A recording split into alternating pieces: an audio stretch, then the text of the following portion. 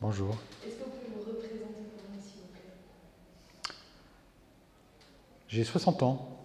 J'ai un fils de 32 ans et un deuxième de 29 ans.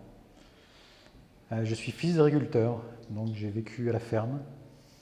C'est un milieu difficile, un milieu où on travaille beaucoup et où on n'a pas le temps de penser à soi, de penser à l'autre.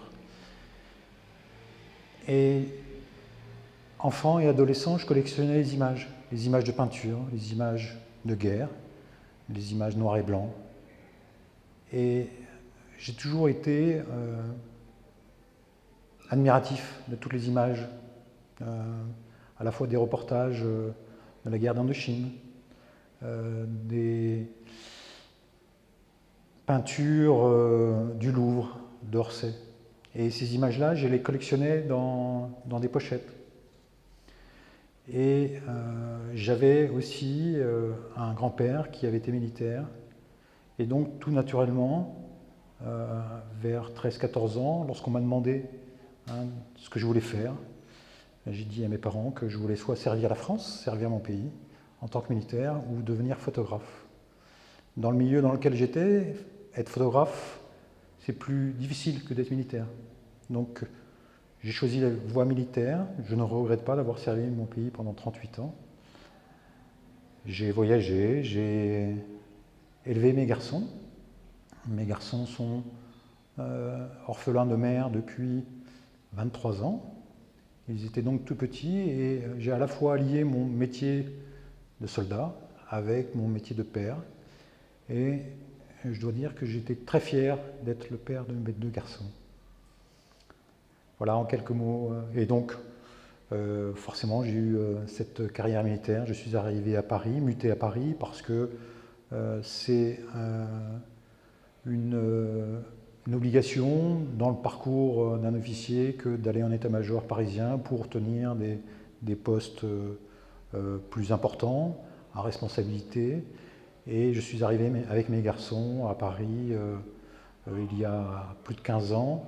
Et naturellement, j'ai fait d'emblée tous les musées. J'ai pris tous mes cartes d'abonnement à tous les musées, que ce soit au Centre Pompidou, au Louvre, à Orsay, au Musée d'Art Moderne, au Palais de Tokyo, mais aussi, bien sûr, au Jeu de Paume, Maison Européenne de la Photographie, ou chez Cartier-Bresson. Et donc, naturellement, j'ai pris des cours de photographie. Naturellement, j'ai appris la photographie à la chambre. Et puis, j'ai monté des associations, créé des associations de photographie, monté des collectifs de photographie. On fait de la photographie au collodion dans le cadre d'un projet qui s'appelle Images flottantes à Douarnenez avec les gens du collectif qui s'appelle Fauteurs de troubles. Donc, depuis que je suis à Paris, c'est à la fois, moi, c'est très orienté image, voilà, depuis un certain nombre d'années. Est-ce que vous pouvez nous expliquer l'expression père aidant que vous utilisez sur le follicule qu'il y a dans votre émission? C'est vrai que j'ai voulu, à travers ce parcours, qui est un parcours de rétablissement, parler à la fois du père et de l'aidant. Ce sont des notions qui sont complémentaires. Le père, c'est celui qui prend son fils dans les bras. C'est celui qui a la porosité de la douleur. Et donc, lorsque son fils souffre, eh bien, on souffre avec lui. L'aidant, c'est celui qui reçoit son fils après un long séjour à l'hôpital, parce qu'il n'y a pas d'autre lieu que la maison et sa chambre pour continuer les soins après une longue hospitalisation. Parce qu'il n'y a pas de lieu autre que les parents, et que pour continuer finalement pour stabiliser la maladie ou alors pour faire en sorte qu'il soit plus autonome. Et donc on est aidant lorsque, d'un point de vue administratif, on remplit tous les dossiers pour avoir un logement social. On est aidant pour beaucoup de choses qui dépassent le rôle de père et de celui qui va accompagner. Donc c'est plus qu'accompagner, c'est être présent au quotidien pour faire en sorte que son fils ou le patient devienne autonome. Est-ce que vous pouvez nous expliquer le principe des notes que vous avez pris du coup d'abord pour le médecin et que vous avez choisi de publier pour accompagner les photos d'exposition? C'est vrai que j'ai pris les notes tout au début parce que c'était la sidération, parce que je ne voulais pas du tout oublier qui il était et la sensibilité qu'il avait. Et que naïvement, je pensais que en décrivant une hallucination, on allait trouver une molécule. Et ensuite après, lorsqu'on met des mots sur la maladie, des mots sur la souffrance psychique, eh bien on a peur que son enfant disparaisse. On a peur du pire. Et ce pire, je ne voulais pas qu'il arrive sans garder une trace de ce qui s'était passé. Et le pire n'est pas arrivé. Et j'en suis très heureux de montrer ce parcours de rétablissement. Donc, cette exposition est une exposition qui est ouverte sur le collectif. Et le collectif, c'est la cité. Et donc, à travers des textes qui sont très souvent, au départ, sur les 10 premières années, des textes de souffrance, montrent la partie des symptômes positifs ou négatifs de la maladie. Donc, parmi les symptômes positifs, il y a les hallucinations, qu'elles soient auditives, qu'elles soient somatiques, mais aussi on peut aller un petit peu plus loin dans cette partie-là pour parler, par exemple, du vol de la pensée, pour parler de l'instrumentalisation de l'être à travers ces hallucinations. Et donc ces mots-là sont pour expliquer cette souffrance qui ne s'arrête jamais. Et comme mon fils me dit, il parle de folie de temps en temps, pas toujours. Aujourd'hui, il parle plus de souffrance psychique. La folie, c'est jamais de repos. Et c'est ça que je souhaite expliquer, c'est cette souffrance du quotidien à travers la multiplicité des souffrances. Et du coup, pour le travail photographique, comment vous l'avez pensé? Est-ce que c'était pour accompagner les notes à la base? Est-ce que c'était quelque chose qui était créatif? Est-ce que c'était quelque chose pour vous? Comment vous l'avez pensé? Au départ, on ne pense pas. J'ai pas pensé créer une série photographique. Au départ, je veux prendre mon fils tel qu'il est, beau, tel qu'il est, en souffrance, tel qu'il est, tel qu'il est. Et j'accompagne les moments que j'ai avec lui, que ce soit à l'hôpital ou à la maison, par une prise de notes préalable, enfin, pas une prise de notes, on va dire une écoute préalable, et ensuite après, pour expliciter le dire, une prise de vue. La prise de vue est très rapide, elle ne dure que 20-30 secondes, et elle doit être préparée un petit peu mentalement avant de le prendre en photo. Et tout ça pour faire en sorte que le dire et le voir ne forment qu'un. Qu'il y ait une espèce d'aller-retour entre le dire et le voir et le dire. Et est-ce que vous pouvez nous expliquer le choix du noir et blanc pour vos photos?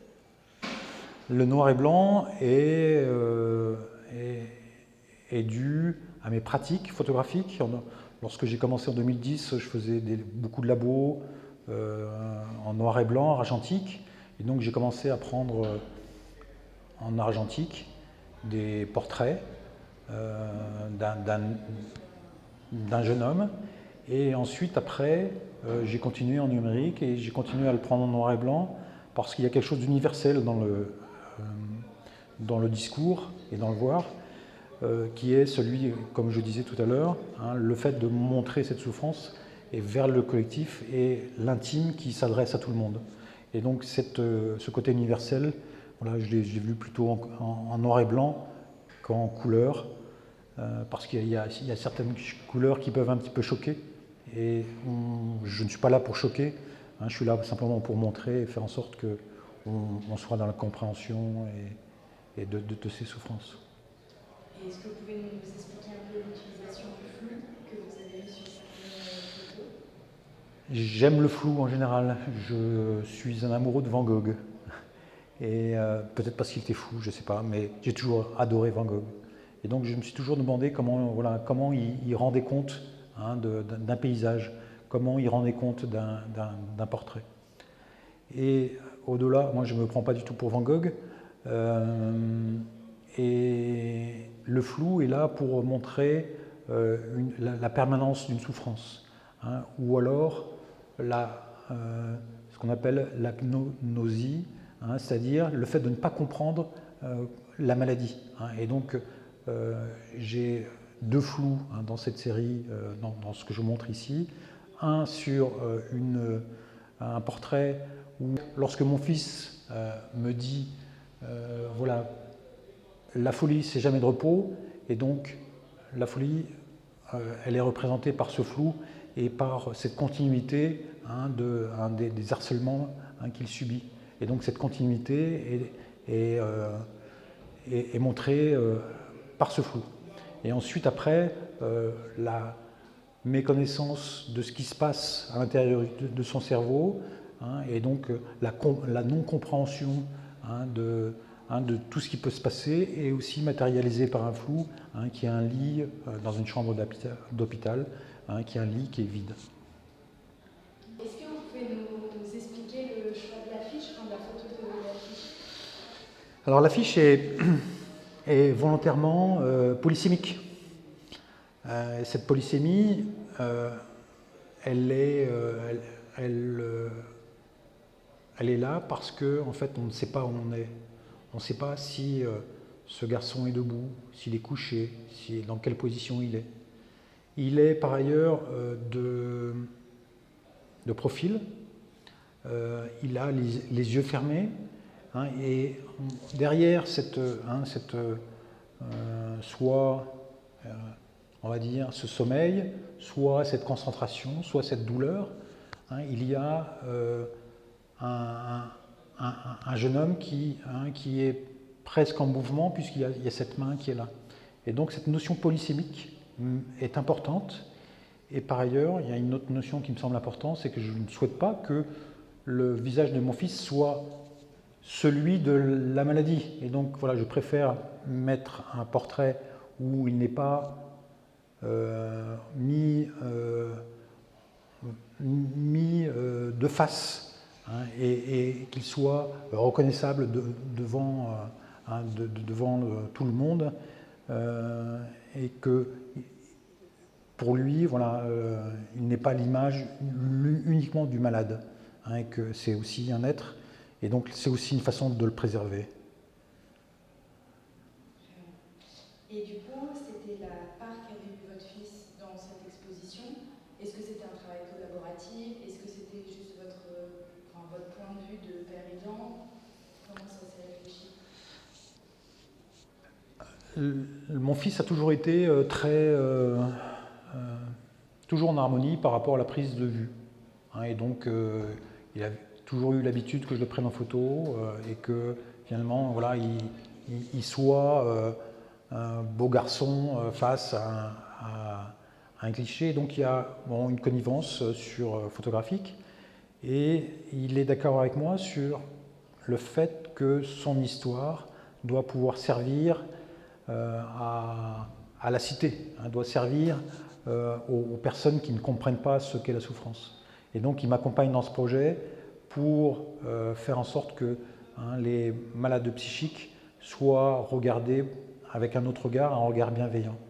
Donc c'est dans ce cadre-là que les photos sont prises, et il collabore de façon très souriante, mais toujours très bref, et je dois me préparer un petit peu en amont de la prise de vue pour avoir des idées en amont de prise de vue pour montrer soit la joie, soit la souffrance, soit au moins son parcours de vie. Et en rapport avec l'organisation scénique de la pièce, vous parliez du fait que vous aviez envie de donner du sens à votre travail, et qu'il y avait un besoin de contexte et quelque chose à raconter. Est-ce que vous pouvez nous en parler un peu? Donc j'ai voulu montrer le parcours de rétablissement. parce qu'il y a tellement de gens qui souffrent. Je vais vous faire une parenthèse. Il y a une exposition précédente. J'ai une famille qui a traversé toute la France pour voir l'exposition et qui m'a dit merci pour ce travail parce que c'est un travail qui est très positif, qui n'est pas joyeux mais qui est positif. Parce que dans cette famille-là, où il y avait un père, une mère et une fille, il y a eu un deuil d'un jeune homme qui a écrit un livre de 300 pages et qui a fini par se suicider. Et c'est bien aussi de montrer des choses positives pour montrer que la maladie psychique, c'est d'abord la souffrance et c'est un long chemin. Et ce chemin-là, je le montre par deux images qui sont en début et en fin. La première image qui montre les symptômes dits négatifs, qui est le repli sur soi, avec la fenêtre fermée de sa chambre, où dans les premiers mois, eh bien, il va tout détruire à coups de poing. Et à la fin de cette exposition, je montre mon fils dans son nouvel appartement, qui est un studio thérapeutique, hein, où effectivement il sort la tête dehors, il va regarder vers le ciel, comme s'il y avait quelque chose vraiment de positif, et que ce parcours-là, entre l'enfermement, le repli sur soi et l'ouverture vers les autres, eh bien, doit être montré à travers un certain nombre d'étapes, hein, que sont la sidération, la stabilisation, et ensuite après ce travail sur l'autonomie. Et donc c'est tout ce travail-là, hein, que je montre à travers un certain nombre de photographies, hein, qui montrent étape après étape, que ce soit dans sa chambre ou à l'hôpital, hein, ce parcours plutôt positif. Est-ce que vous pouvez expliquer ce que c'est un studio thérapeutique? Alors un appartement thérapeutique, c'est un appartement dans lequel il y a un suivi thérapeutique. C'est-à-dire que pour mon fils, il y a un infirmier qui vient lui donner sa médication tous les jours. Il y a des infirmiers qui sont en lien avec le CMP, Centre médico-psychologique, qui vient voir l'état de mon fils tous les mois. Et donc c'est le rangement de la chambre, savoir s'il est cohérent, savoir si tout va bien.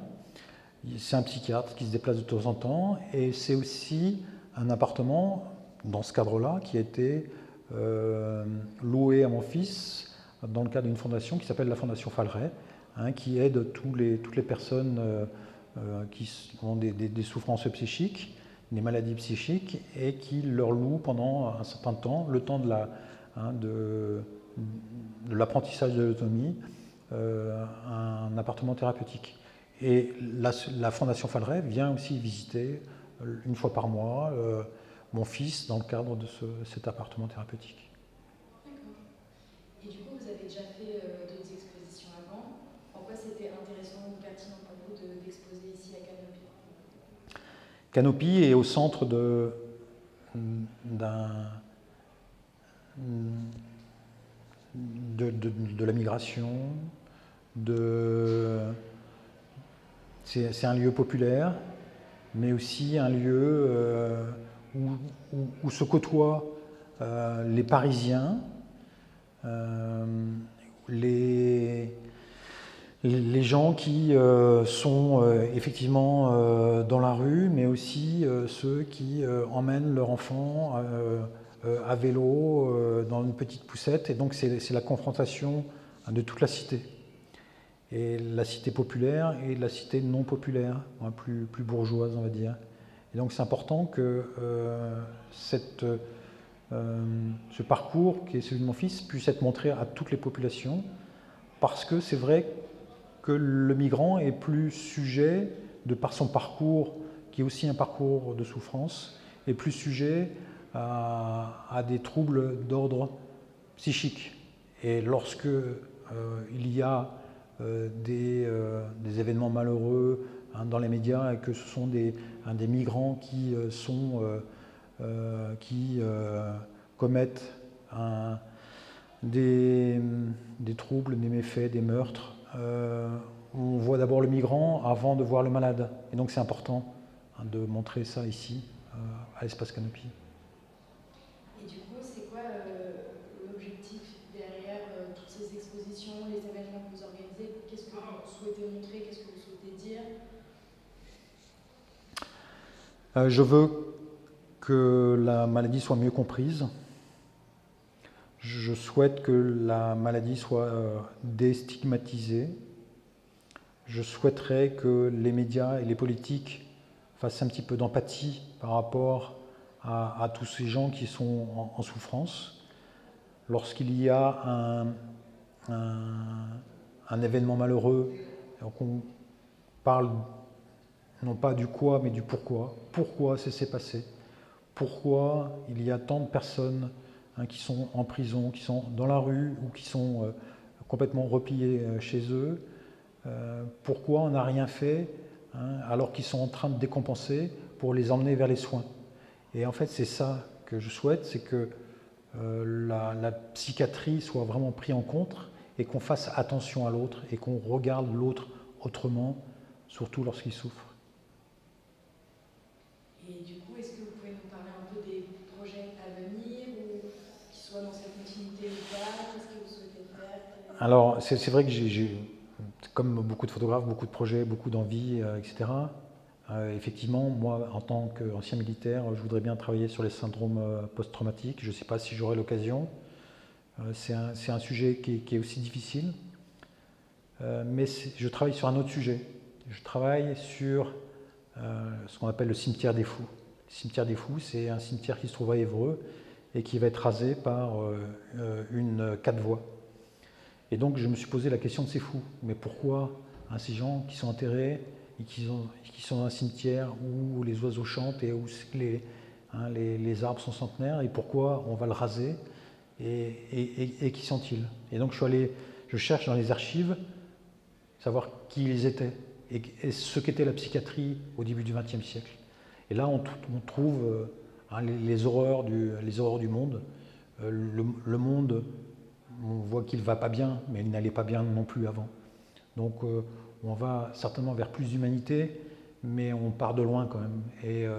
Et c'est ça que je voudrais rendre compte, c'est de cette partie où avant on enfermait l'enfant qui avait un problème de santé mentale, où on enfermait l'épileptique, où on enfermait aussi la prostituée, où on enfermait la femme dite hystérique.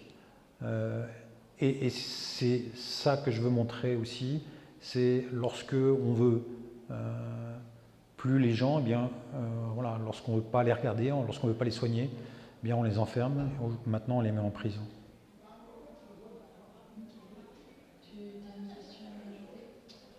Oui, tout à l'heure, je réfléchissais au fait qu'il pouvait y avoir différents styles photographiques à travers l'exposition. J'ai l'impression qu'il y a des photos qui ont pu être mises en scène, en studio par exemple, notamment les portraits de votre fils, et d'autres photos qui auraient été plus prises, on va dire, sur le vif. Est-ce que vous pouvez nous parler un peu du coup de cette diversité aussi de styles photographiques un peu que vous avez essayé de rendre?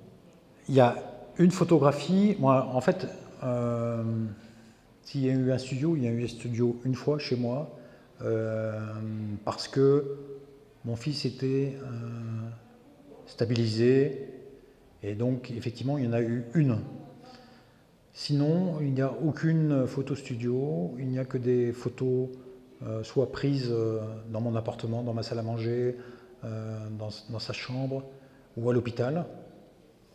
Et donc, ces prises de vue sont des prises de vue qui sont prises sur le vif, mais qui sont préparées mentalement avant. Mentalement avant, j'ai un certain nombre d'images qui sont classées, répertoriées, et qui sont pour moi des images qui ont un sens, qui ont une signification.